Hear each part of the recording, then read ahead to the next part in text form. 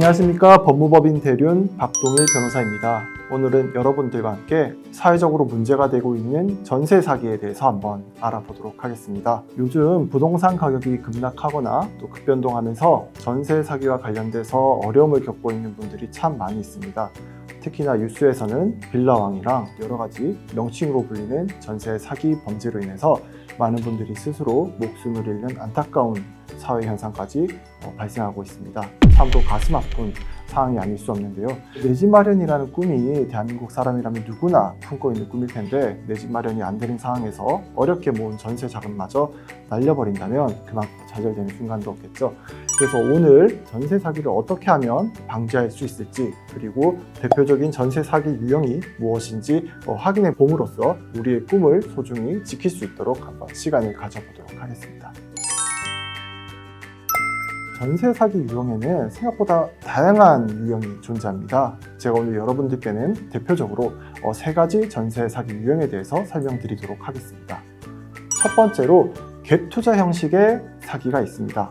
여러분들 갭 투자란 말 들어보셨습니까? 쉽게 말해서 갭 투자는 전세를 끼고 부동산을 매매한다 라고 생각하시면 쉬운데, 이런 갭 투자 사기 형태가 가장 많이 나타나는 것이 빌라 전세인 경우인데, 빌라라는 것이 보통 3년에서 5년 정도 지나서 시세가 형성되는 특징을 가지고 있는데, 신축 빌라의 경우에는 정확한 시세조차 파악되지 않습니다.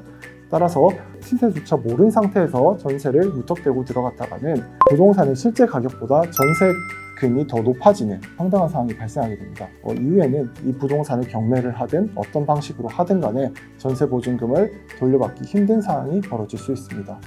물론 이 경우에 있어서 전세권 설정자가 이런 상황을 모두 다 예상을 하고 이런 행위를 했다면 사기가 될 것이고, 만약에 이런 상황을 몰랐는데 경기 침체로 뜻하지 않게 벌어졌다면 역전세 현상이 발생할 수 있는 건데, 지금 사회적으로 문제되는 것은 전세 사기 유형으로 좀 생각하는 것이 타당하지 않나라는 생각을 합니다. 그 이유가 결국에는 부동산 시세보다 더 높은 전세 보증금을 전세권자로부터 받고 전세권 설정자는 나몰라라 책임을 회피하고 있는 상황이기 때문입니다.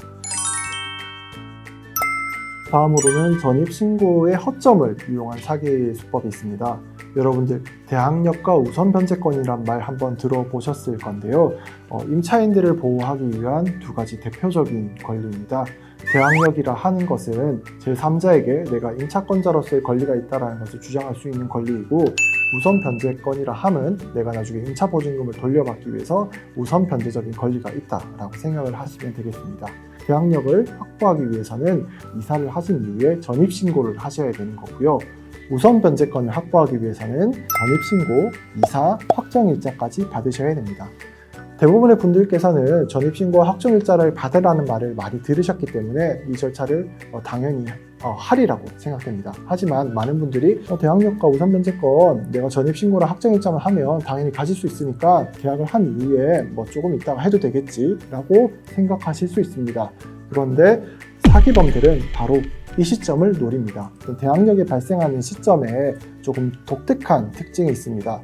여러분들이 신고를 하시고 난 그 다음날 00시부터 그 효력이 발생하게 되는 건데요. 사기범들은 이 시점을 노리게 됩니다. 가령 예를 들어서 여러분들이 오후 2시에 전세 설정 계약을 체결했다고 합시다. 오후 2시부터 밤 12시가 되는 그 10시간 동안 여러분들께 사기를 치려고 마음을 먹었던 이 임대인은 굉장히 바쁘게 움직입니다. 은행에 가서 등기부상 확인할 수 없었던 새로운 대출을 받기도 하고요. 혹은 다른 사람한테 부동산을 넘겨버리기도 합니다. 이렇게 되면은 여러분들이 전세 계약 또는 임대차 보증금 계약을 체결할 당시에는 깨끗했던 등기부가 여러분들의 그 권리 획득 시점보다 더 앞서서 근저당권이 설정되어 있거나 혹은 무자력자에게 부동산이 넘어가 있는 상황이 발생하게 되는 겁니다.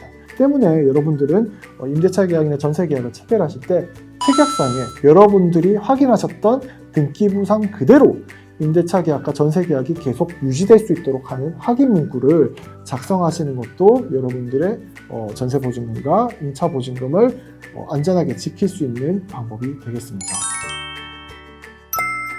다음은 신탁 사기 수법에 대해서 말씀드리도록 하겠습니다. 신탁이라는 것을 또 깊게 들어가면 너무 어려울 수 있기 때문에 여러분들에게 간략하게 어떤 개념만 설정해 드리도록 하겠습니다. 집주인이 실질적인 집주인이 아닐 수도 있다라는 말입니다. 집을 매매하기 위한 사람은 매매 대금이 부족해서 어떤 담보를 설정하기도 하고 그 과정에서 여러 가지 대출을 받기도 하는데, 그중 집주인이 신탁회사를 통해서 담보 신탁을 설정하는 경우가 있습니다. 더 많은 대출금을 받기 위한 절차죠. 쉽게 말해서 이 부동산의 소유권자는 신탁회사라고 보시면 되겠고, 기본적으로 이 신탁회사만이 임차인과 임대차 계약을 체결할 수 있는 권리를 갖게 됩니다. 만약 여러분들께서 부동산 등기부를 열람해 보시고 소유권을 나타내는 갑구에 집주인이 아닌 신탁회사가 있다면 등기부를 가져서 신탁원부를 한번 확인해 보시기 바랍니다. 신탁원부를 확인해 보면 부동산에 대해서 임대차 계약을 설정할 수 있는 사람이 누구인지가 명확하게 소개되어 있는 경우가 있습니다. 대부분의 경우 신탁회사가 임대차 계약 또는 전세 계약을 설정할 수 있는 권리가 가진 사람이라고 되어 있기 때문에 여러분들이 이러한 사실을 모른 채 집주인과 임대차 계약을 체결하거나 임차보증금 또는 전세보증금을 넘기게 되면은 사실상 여러분들은 효력이 없는 임대차 계약 설정하시고 임차보증금과 전세보증금을 상실하게 되는 어려움에 처하게 될 수 있습니다. 따라서 이런 신탁 사기 수법도 요즘 있으니까 여러분들 등기부 한번 열람해 보시고 소유권자가 누군지를 반드시 확인해 보시기 바랍니다. 다음으로 전세 계약을 체결할 때 주의사항에 대해서 말씀드리겠습니다. 적어도 이 정도만 알면 여러분들이 피해를 보실 수 있는 확률을 한 절반 이상 줄일 수 있지 않을까 생각합니다. 가장 간단한 방법은 등기부 등본을 확인하는 방법입니다. 여러분들 공인중개사를 끼고 계약을 하실 때는 당연히 임대차 계약, 전세권 설정 계약을 체결하려고 하는 등기부 등본을 공인중개사가 보여줘야 됩니다. 만약에 공인중개사가 이에 응하지 않으면 사실상 계약을 안 하시는 것도 좋겠습니다. 그러면 여러분들 부동산 등기부를 열람해서 무엇을 확인해야 될까요? 부동산 등기부는 갑구와 을구로 나누어져 있는데요.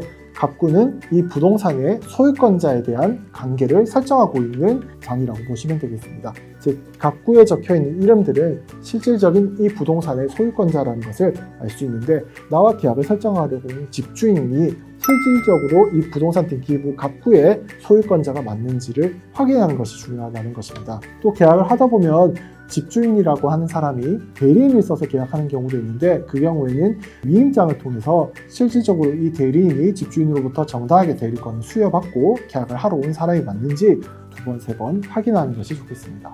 다음으로는 부동산의 을구를 살펴보셔야 되겠습니다. 을구는 쉽게 말해서 이 부동산에 얼마만큼의 담보가 설정되어 있는지를 확인할 수 있는 가장 명확한 자료입니다. 을구에 아무것도 적혀 있지 않는 부동산이 안전한 부동산이라고 보면 되겠고, 이 부동산에 근저당, 저당 이런 단어가 보이기 시작이 된다면 이 부동산에는 기본적으로 내가 임대차 계약 또는 전세 계약을 설정하는 그 이전에 누군가가 담보를 많이 설정해 놨구나 라고 생각하시면 됩니다. 담보가 많이 설정되어 있는 부동산에 전세 계약이나 임대차 계약을 피해야 되는 이유는 저당권자와 근저당권자가 여러분들보다 선순위에 있기 때문에 이 부동산에 문제가 생겨서 경매가 진행되면 여러분들이 받는 임차 보증금보다 더 앞서서 이 근저당권자와 저당권자들이 경매 대금에서 돈을 가져가게 됩니다. 따라서 을구가 깨끗한지 여부를 한번 확인하시는 것이 좋겠습니다. 다음으로 집주인에게 보증금을 돌려받기 어려운 경우에는 어떻게 해야 되는지를 한번 살펴보도록 하겠습니다. 임차인은 집주인이 바뀌더라도 바뀐 집주인에게 여러분은 임대차 보증금을 요구할 수 있는 권한은 그대로 갖고 계신다고 보시면 되겠습니다. 하지만 주의하셔야 될 점이, 만약 새로운 집주인이 무자력자라면 문제가 발생할 수 있는데, 이 경우 임대인에게 임대차 계약 해지를 주장하시고 그 기존 임대인에게 임대차 보증금이나 전세 보증금을 받고 집을 나오시는 것도 방법이 되겠습니다. 여러분, 소중한 전세 보증금 잃어서 삶의 어떤 터전을 마련하는 기초를 잃어서는 안 되겠습니다. 요즘 사회적으로 너무 많이 이슈가 되고 있고 안타까운 사례가 많이 발견되고 있어서 저 또한 너무 가슴이 무겁습니다. 오늘 영상을 통해서나마 여러분들께서 소중한 나의 임차 보증금과 전세 보증금을 지킬 수 있는 좀 계기가 되었으면 합니다. 오늘 영상이 여러분들께 많은 도움이 되었으면 하는 작은 바람을 가지고 있습니다. 영상이 유익하셨다면 구독과 좋아요 눌러주시기 바라겠고요. 지금까지 법무법인들은 박동희 변호사였습니다. 감사합니다.